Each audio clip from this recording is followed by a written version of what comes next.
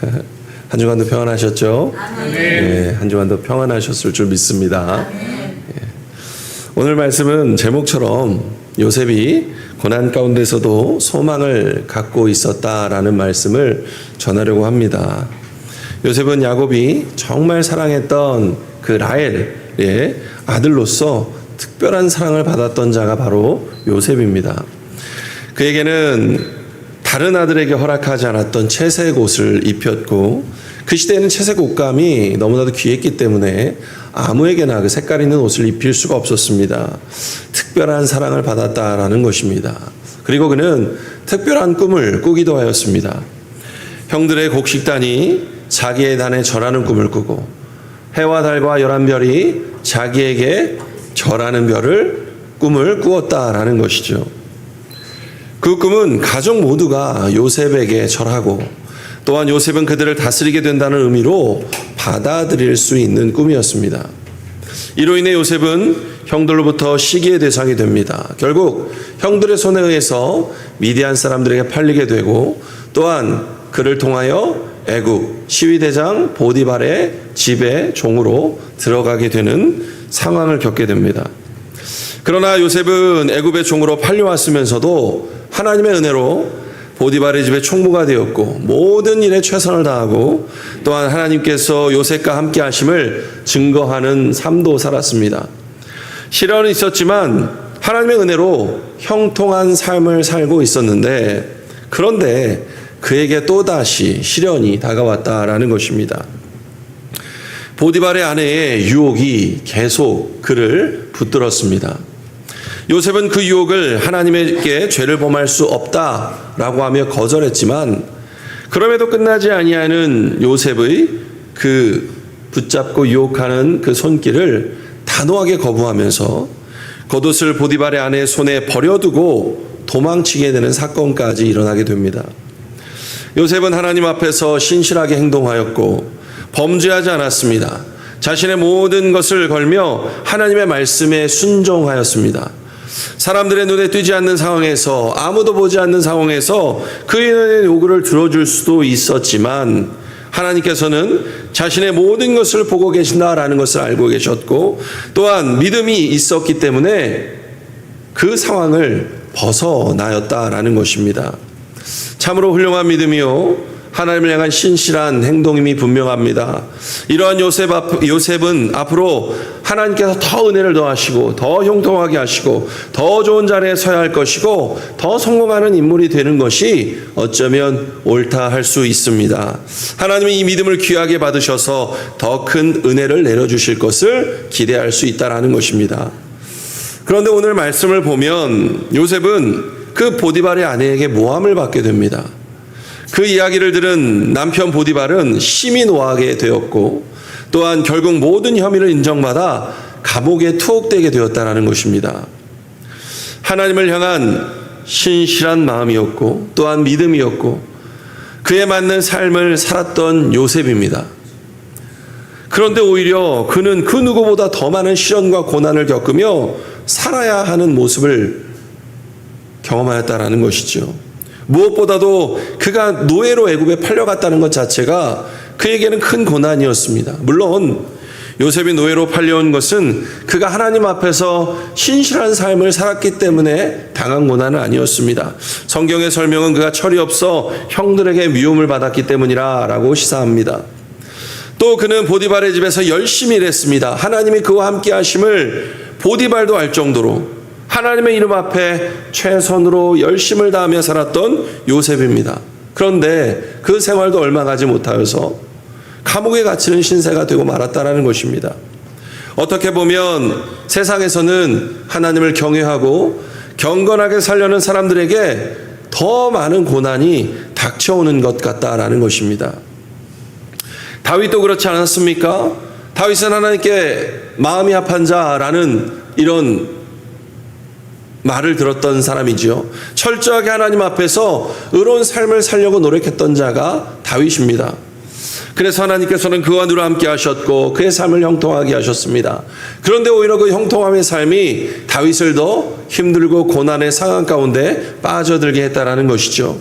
즉 왕권을 지키고자 하려는 이 사울은 다윗의 형통함을 바라보고 자신의 왕권을 뺏길까 봐 큰 두려움을 갖게 되었고, 결국에는 그로 인하여 다윗이 수차례 죽을 고비를 넘기게 되고 10년 동안 사울을 피해 도망 다니는 고난을 겪어야 했습니다. 사도 바울은 어떻습니까? 그가 하나님의 복음을 위하여 세상으로 나아갈 때 그는 수고를 넘치도록 하고 옥에도 갇혔고 매도 수없이 맞았으며 죽을 뻔한 일들이 한두 번이 아닙니다. 각종 위협에 처하고 수없이 자지 못하고 먹지 못하고 목마르고 춥고 헐벗었던 일들이 셀 수도 없을 정도로 많았다는 것이죠. 그가 무엇 때문에 이 같은 고생과 시련을 당해야 합니까? 그는 하나님의 복음을 전하기 위하여 열심으로 살았던 것밖에 없습니다. 요셉도 다윗도 바울도 그렇다면 하나님을 향한 신실한 믿음은 고통을 동반하는 것입니까? 하나님은 신실한 믿음을 가지고 살려는 자들에게 고난을 주시는 분이십니까? 그렇다면 그 고난이 두려워 신실하게 살고 싶지 않을 것 같습니다. 그저 적당히 신앙생활하면서 대충 타협하고 고난을 피해가며 사는 것이 현명한 생각이 아닐까요? 저는 오늘 이 말씀을 두고 두 가지 말씀을 나눠보려고 합니다. 첫 번째는 하나님을 향한 경외함과 경건한 마음으로 살아가야 한다는 것이고, 또 하나는 절망 속에서도 소망을 가지는 자가 결국은 승리할 것이다 라는 것입니다. 우리는 하나님을 향한 경외와 경건의 삶 때문에 고난을 당할지라도 경외하는 마음과 경건한 마음으로 살아가야 할 줄 믿습니다. 먼저 우리가 알아야 할 것은 고난은 피하려고 한다고 피할 수 있는 것이 아니라는 것입니다. 도망친다고 고난이 없어지는 것도 아니라는 것이죠. 이 세상에 고난 없이 살아가는 인생은 아무도 없습니다. 고난의 종류가 여러 가지가 있지만 그 하나는 죄악된 인생 가운데서 겪을 수밖에 없는 고난, 죄로 인하여서 세상이 타락하였고 그로 인하여 우리에게 어쩔 수 없이 오는 고난들이 있습니다. 또 하나는 하나님을 믿는 믿음으로 인하여 겪게 되는 고난이 또 있다라는 것이죠. 요셉의 고난은 열심히 복음을 전하다가 당하는 고난은 아니었습니다. 요셉은 그 고난은 하나님 앞에서 정의롭고 공의롭게 살려고 하다가 모함을 당한 것이다라는 것입니다. 그렇습니다. 하나님을 경외하며 경건하게 산다고 해서 아무런 시련이 없다고 할 수는 없는 것이죠.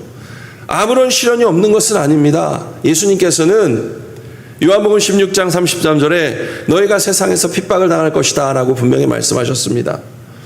성도는 경건하게 살려고 하면 할수록, 그리스도인 닮은 삶을 살려고 하면 할수록 더욱 고난과 핍박을 당할 수도 있다라는 것이죠. 왜냐하면 사단이 공승권세 잡은 이 세상 가운데서 결코 경건하고 거룩한 자가 살아가는 그 삶을 결코 어둠의 영들은 용납하지 않기 때문입니다. 어떻게 해서든지 어둠에 물들게 하려고 유혹합니다.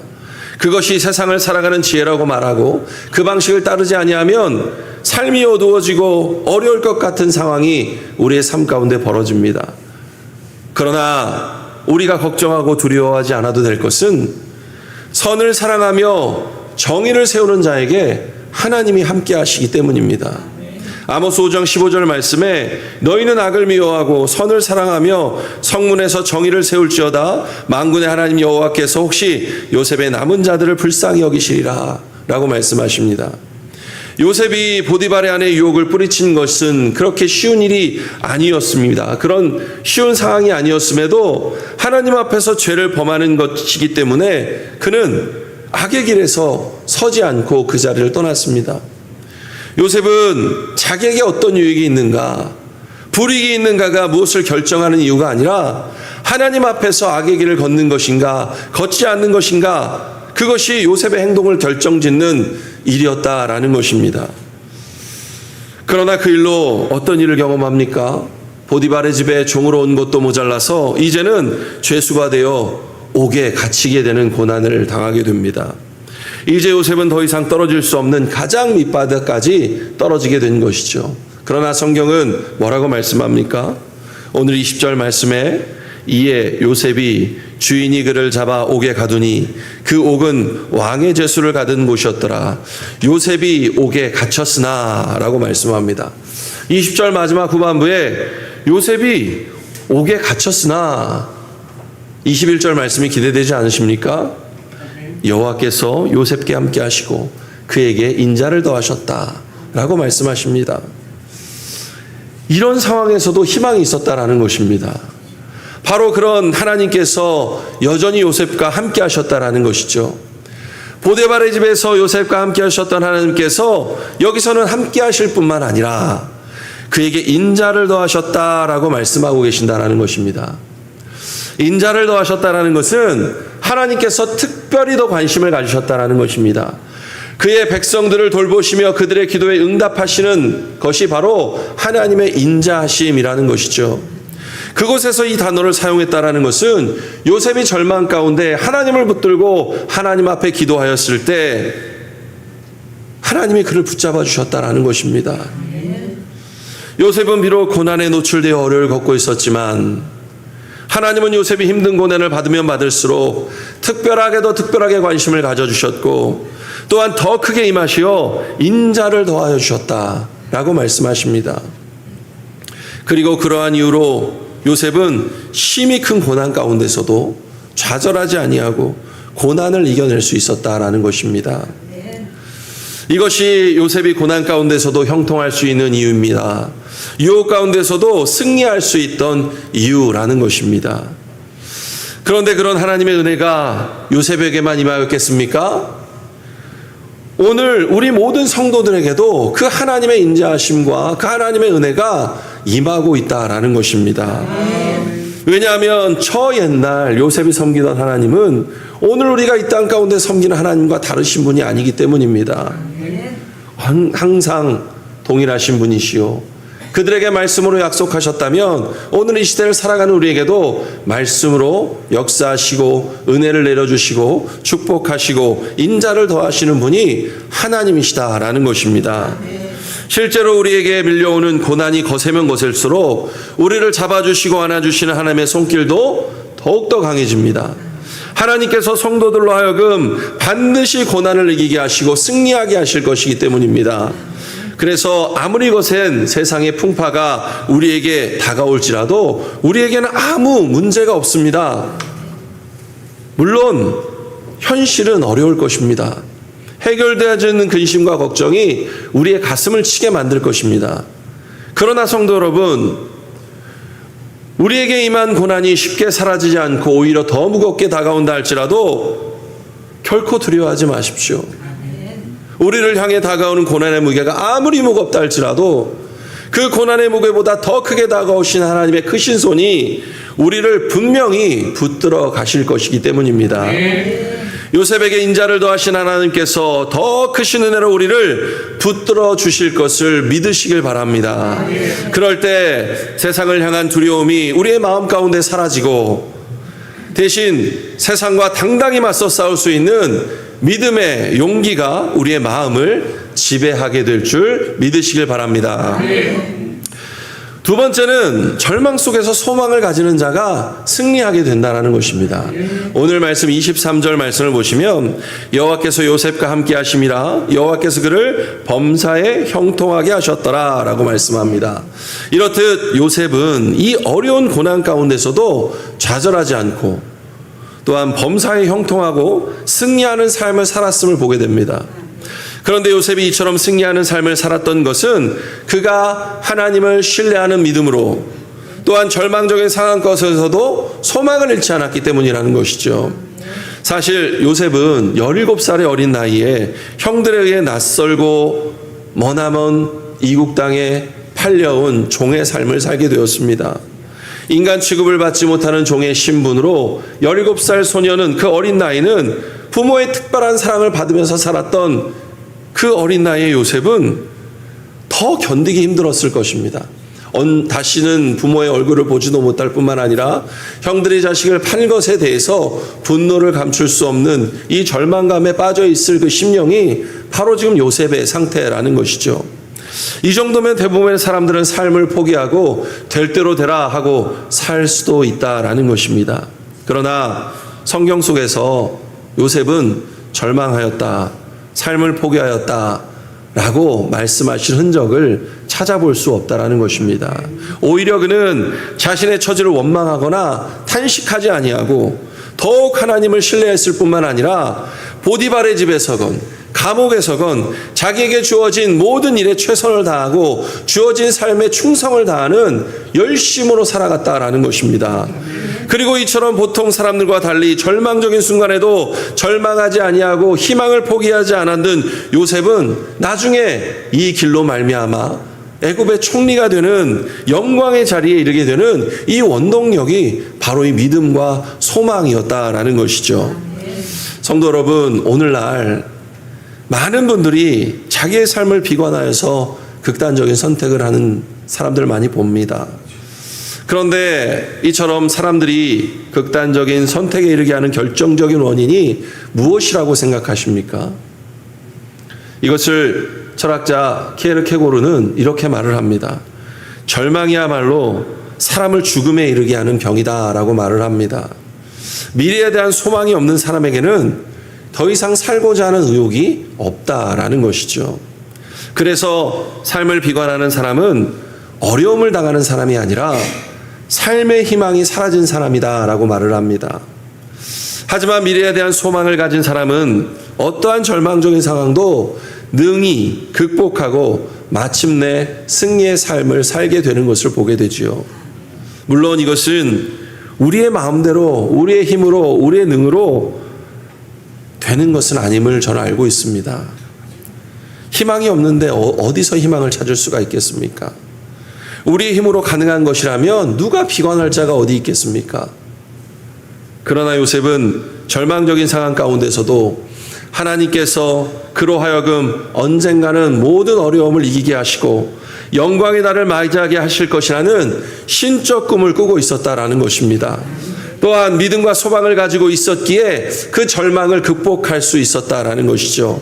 그리고 마침내 범사에 형통하고 승리하는 삶을 살았다, 성경은 증거하고 있습니다. 이처럼 요셉처럼 성령 하나님께서 우리와 함께 하셔 우리의 마음을 강하게 이끌어 주시길 간절히 바랍니다. 신적 꿈을 꿀 수 있게 하여 주시기를 날마다 간구합니다. 믿음과 소망을 마음에 품을 수 있기를 날마다 기도하시길 바랍니다. 요셉에게 임하여 꿈꾸게 하시고 믿음과 소망을 주시는 하나님을 의지하여 오늘도 우리들을 붙잡아 주시기를 간절히 소망하시길 바랍니다. 하나님을 믿고 의지할 때 그 어떤 고난과 역경도 능히 극복하고 형통한 삶, 승리의 삶을 살고 있습니다. 살 수 있습니다. 그렇기에 절망하지 마십시오. 하나님을 의지하며 축복된 미래에 대한 소망을 가지십시오. 하나님 반드시 우리를 고난 가운데 건지시고 큰 영광을 맛보게 하실 것입니다. 분명한 것은 절망하지 않는 자, 소망을 가지는 자가 이를 경험하게 될 것이고 최후의 승리를 맛보게 될 줄 믿습니다. 사랑하는 성도 여러분, 요셉은 죄 유혹에 또한 악의 위협에서도 끝까지 믿음을 지켰고 하나님의 법을 따르며 살려고 할 때 오히려 고난을 경험하였습니다. 그러나 요셉은 그 고난을 통해 애굽의 총리가 되는 축복을 받게 되었죠. 이처럼 성도가 믿음을 지키고 하나님 앞에서 진실하게 살려고 하면 고난이 닥쳐질 수도 있지만 그런 고난은 사실 성도에게 더 큰 축복을 주시는 하나님의 은혜의 방편이라는 것을 잊어버리지 마시길 바랍니다.